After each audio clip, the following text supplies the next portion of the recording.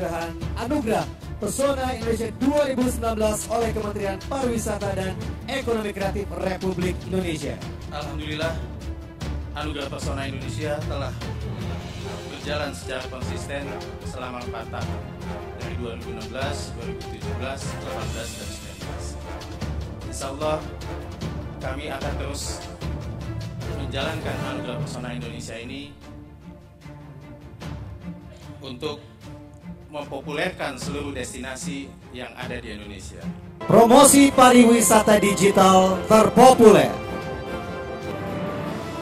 Dan juara pertama, Palembang Tourism.com, Kota Palembang.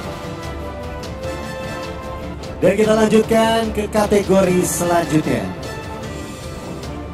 yaitu kategori wisata halal terpopuler Anugerah Pesona Indonesia.